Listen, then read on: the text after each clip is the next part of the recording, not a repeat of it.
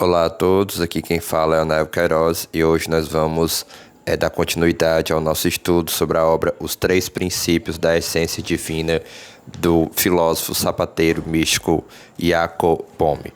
Então a gente viu dos vídeos passados o capítulo 1 e o capítulo 2, enquanto o capítulo 2 tiveram muitas chaves interessantes, e agora nós vamos para o capítulo 3 da obra Os Três Princípios da Essência Divina, que é a segunda obra do Jacob Boehme, se você não é inscrito no canal, aproveite e se inscreva, dê o like, compartilhe e faça esse estudo sobre esse teósofo, filósofo maravilhoso chamado Jacob Boehme, ser conhecido por mais pessoas, Bom, então vamos para o terceiro capítulo. Este terceiro capítulo, ele tem como título sobre a infinita, múltipla e inumerável expansão ou geração eterna. Então, o que esse capítulo vai falar para nós?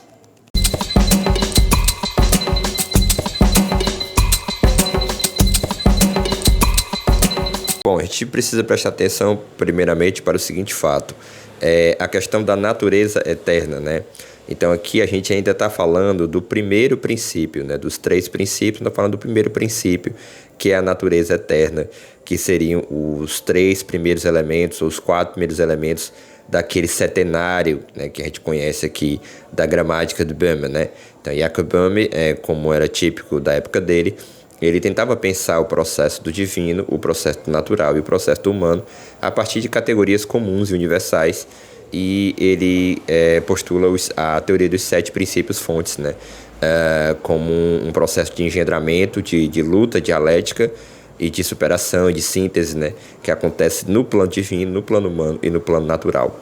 Então, neste capítulo, ele vai falar um pouco sobre como é que é a expansão, como os elementos se expandem no interior dessa natureza eterna, que seria uma espécie de estrutura, esqueleto primordial da trindade, vamos dizer assim, nessa natureza eterna.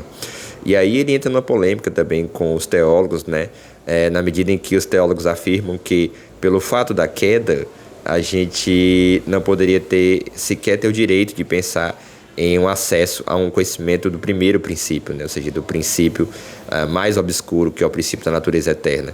E Jacob Boehme, ele vai contra-argumentar em relação a isso, ele vai argumentar, a gente vai ver aqui no texto, de que é justamente esses teólogos que colocam esse medo a respeito da gente conhecer a natureza mais profunda de Deus, eles estão fazendo o jogo do demônio, ou seja, o jogo do enganador, na minha questão, contribuindo para que as pessoas não tenham acesso a essa profundidade do que é o divino. Então eles fazem o jogo do diabo, Isso é bastante polêmico.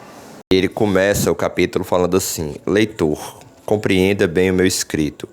Não temos o poder de falar do nascimento de Deus, pois desde toda a eternidade ele jamais teve início algum. Só temos o poder de falar de Deus, nosso Pai, do que e como Ele é e de como é o eterno engendramento ou geração. Então ele já está falando do processo de manifestação, a partir do Pai, que sai do abismo primordial.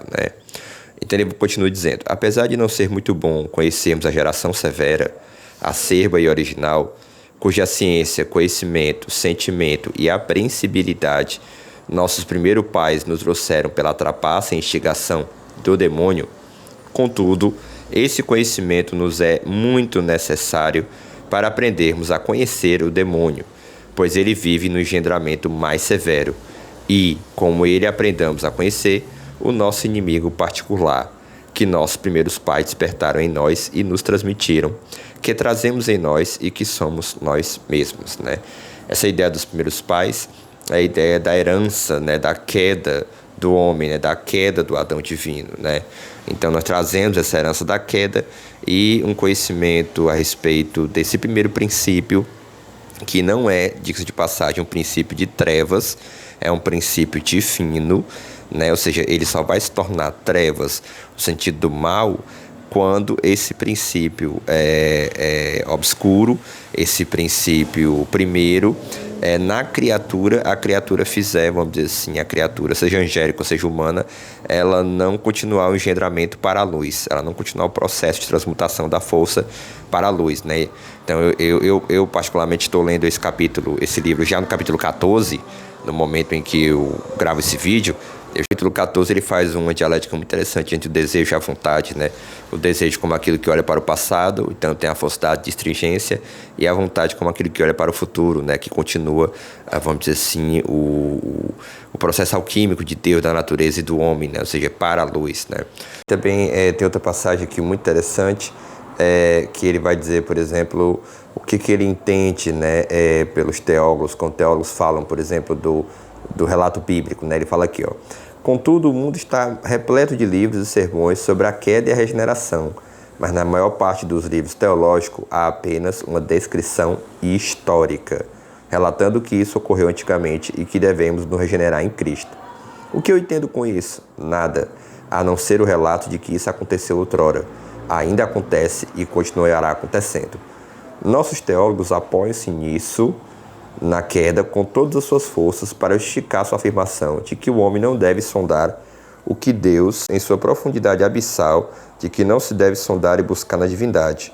Contudo, se posso dizer claramente o que o embuste é deles é lodo e imundície, com a qual cobrem e ocultam no homem a maldade venenosa do demônio, a fim de que nem o demônio, nem a cólera de Deus, nem a maligna besta no homem possam ser discernidos. Foi aquilo que a gente falou, né? Ou seja, a condenação dessa postura dos teólogos, né, de por medo, né, em certas especulações de tipo teosófico, né? Então, essa passagem mostra claramente, né, o pendor teosófico do Jacob Boehme, né? Outra coisa interessante que a gente podia ver aqui é justamente essa questão que aparece várias vezes no texto do Boehme, que é uma questão típica do século XVI, do século XVII, né? Um tempo de confusão, de guerras religiosas, guerras teológicas, né? E aí o que acontece? A gente observa muito isso, essa preocupação de encontrar o fundamento, né? Um fundamento para essa mensagem que o cristianismo vem colocando, o fundamento universal. Então a gente percebe no texto de Jacob Boehme toda hora essa questão de fazer referência à confusão que os teólogos fazem, né? E essa crítica também, de certa forma, é uma crítica ao escolasticismo, né, da teologia da época, né? Então a gente sabe que a Reforma Protestante teve como elemento essa crítica a esse escolasticismo, esse neotomismo, essa visão hierárquica do final da Idade Média, né? Importante a gente saber disso, olhar para isso. E aí no final desse capítulo ele vai retomar a questão dos 7 princípios, como é que se dá o engendramento desses princípios, essa poesia da natureza, né, desse jogo das forças, né, que vai fazer a imagem de Deus, né, virar substância nas criaturas. Aqui eu retomei no finalzinho para a gente sempre colocar quais são essas 7 forças primordiais, né? É a força astringente, a força amarga, a força giratória, o fogo, o amor, o tom e o corpo, né? Então a gente percebe que há um processo, não para uma progressão, mas um engendramento dialético, né? Um engendramento onde uma força engendra a outra simultaneamente, né? Apesar de aqui ser um processo de saída das trevas para a luz, né? Então aqui esses 3 primeiros princípios são o Pai, esse princípio do fogo é o Filho e esses 3 princípios é o Espírito Santo, né? A gente já sabe disso, vocês que me acompanham já sabem disso. No vídeo é o fundamento do pensamento de Jacob Boehme, né? Sobre o sistema do pensamento metafísico de Jacob Boehme, você pode assistir aqui, tá bom? Então por hoje é isso, galera. Próximo vídeo a gente vai continuar com o capítulo 4.